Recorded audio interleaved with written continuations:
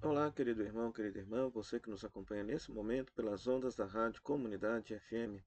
Sou Padre Frei Inácio José, pároco da paróquia de Nossa Senhora das Mercês, Arquidiocese de Belo Horizonte, doutorando em Teologia Bíblica pela Faculdade Jesuíta de Filosofia e Teologia, a FAGE, autor e escritor do livro A Misericórdia como Caminho de Salvação, que pode ser adquirido pela editora Dialética, autor e escritor também de um dos capítulos do Mês da Bíblia 2025, junto com a teóloga e biblista Eliane de Campo Belo, pode ser adquirido pela editora Paulinas. Nós estamos celebrando o 26º domingo do tempo comum. Temos como palavra de Deus Amós, capítulo 6, versículo 1 a 7, 1 Timóteo, capítulo 6, versículo 6, 11 a 16, capítulo 6, versículo 11 a 16 e Lucas, capítulo 16, versículo 19 a 31. Vamos meditar com alegria a santa palavra de Deus. Se você está passando por aqui pela primeira vez, então se inscreva no canal, deixe o seu comentário, deixe a sua curtida e compartilhe com todos aqueles que gostam de meditar a santa palavra de Deus. Na primeira leitura, nós temos a profecia de Amós, no capítulo 6. Amós, 8 séculos antes de Jesus nascer, denunciou a exploração dos ricos, a exploração dos pobres pelos ricos lá no Reino do Norte, em Israel. Basta recordar a primeira leitura do domingo passado, né? Que até faço questão de trazê-la aqui novamente, só para que vocês se atentem a como que esses ricos se comportavam. Eles maltratavam os humildes, prostravam os pobres, fraudavam o comércio, né? Fraudavam o comércio, dominavam os pobres com dinheiro e os humildes com partes andáveis. Então, o enriquecimento dos ricos lá se devia à exploração dos pobres. E aqui, o que Amós está dizendo? Que todos esses que vivem despreocupadamente em Sião, que se sentem seguros lá na Samaria, que dormem em camas de marfim, que se deitam em almofadas, que comem do bom e do melhor, bebem do bom e do melhor, eles serão os primeiros a serem punidos quando acontecesse o exílio, quando acontecesse o desterro. E dito e feito, né, a Síria veio e destruiu o Reino do Norte lá em 722, no século VIII. Então, esse povo, hoje, que fica falando mal da opção preferencial pelos pobres, né, esquece então da literatura profética, arrancam da Bíblia a literatura profética, porque praticamente todos os profetas têm uma palavra de defesa contra a exploração dos pobres. Ou seja, Deus se coloca ao lado dos pobres, dos oprimidos, desde a literatura profética.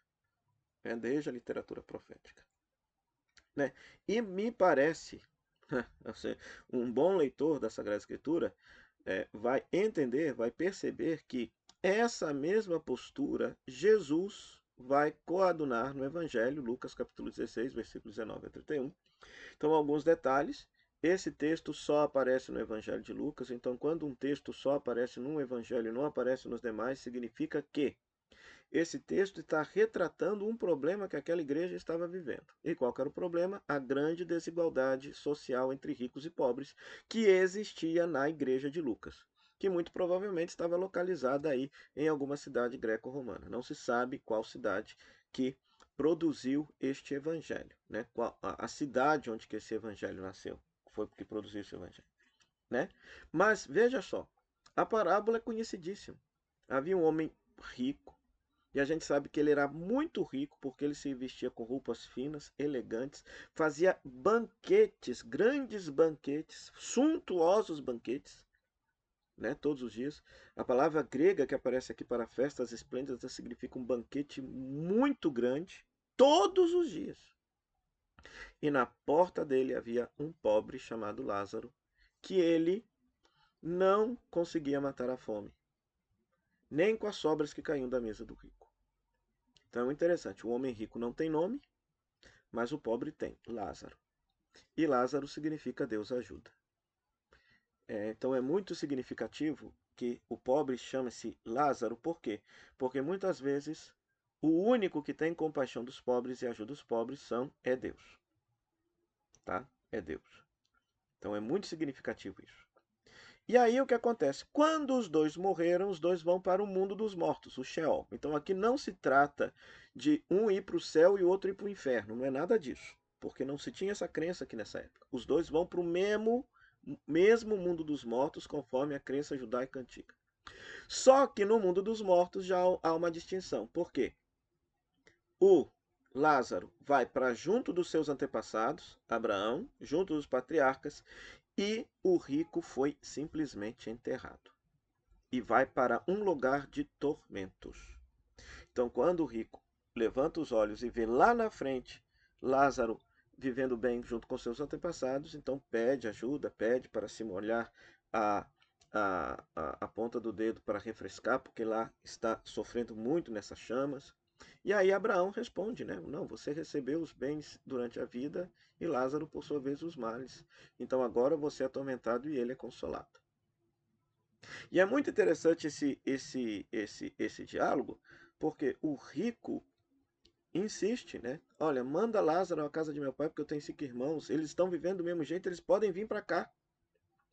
E olha o que Abraão responde: eles têm a Bíblia, Moisés e profetas. Então, o Antigo Testamento já ensinava que é necessário ter um olhar e um carinho todo especial para com os pobres, porque são os prediletos de Deus. E quando não se tem esse cuidado, esse carinho, corre-se o risco de se perder, corre-se o risco de se danar, corre-se o risco, agora falando de forma católica, né, o risco de se perder a vida eterna. Então, ele já tem a Bíblia. Então é muito interessante, né, porque aqui vale também uma reflexão. Então está absolutamente errada toda interpretação bíblica que venha justificar uma prosperidade individual e acumulativa da riqueza. Porque este rico acumulou riqueza, gastou somente com ele e foi parar num lugar de tormento porque ele não foi capaz de ajudar Lázaro que estava na porta dele. A riqueza acumulada faz com que a pessoa se torne insensível aos sofrimentos dos demais, né? Então esse é o grande risco do acúmulo de riqueza, né? Então toda leitura bíblica que não insistir nesse aspecto, saiba que é uma leitura bíblica errada e desvirtuada. A palavra de Deus nos ensina a partilhar, não nos ensina a acumular. Então veja, no final da parábola, o rico insiste: não, pai Abraão, mas se um dos mortos for até ele, certamente vão se converter. E aí vem o arremate da parábola. Se eles não escutam a Bíblia, Moisés nem os profetas também não escutarão Jesus, que será aquele que vai ressuscitar dos mortos, né? Então é muito interessante, né? Que até mesmo a experiência mais bonita, que é de Jesus ressuscitado se manifestar uma pessoa, se a pessoa for apegada à sua riqueza, aos bens que tem, nem isso será capaz de convertê-la e de libertá-la da idolatria do dinheiro. Então veja, na primeira leitura então vimos que aqueles que eram ricos e que viviam bem foram punidos com o exílio, e no evangelho o rico que vivia muito bem e não ajudou o pobre foi punido no lugar de tormentos no mundo dos mortos. Precisa dizer mais alguma coisa?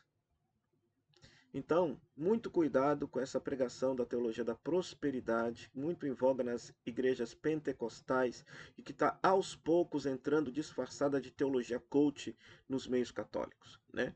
Ou seja, a riqueza acumulada que produz uma acentuada desigualdade social endurece o coração humano, torna o ser humano insensível aos mais necessitados e faz com que o ser humano corra o risco de perder a vida eterna.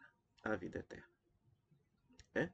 A opção pelos pobres está justificada justamente na própria experiência da encarnação, segundo Coríntios 8:9, que inclusive é a aclamação ao evangelho desse dia. Jesus Cristo, sendo rico, se fez pobre por amor, para que a sua pobreza assim nos enriquecesse.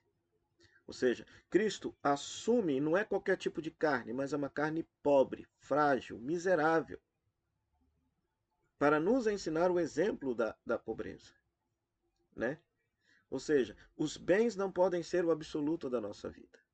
Então, por isso, Nós precisamos enxergar em cada pobre e necessitado a presença do Cristo que clama pela nossa ajuda, que clama também pelo nosso socorro, que clama pelo nosso auxílio.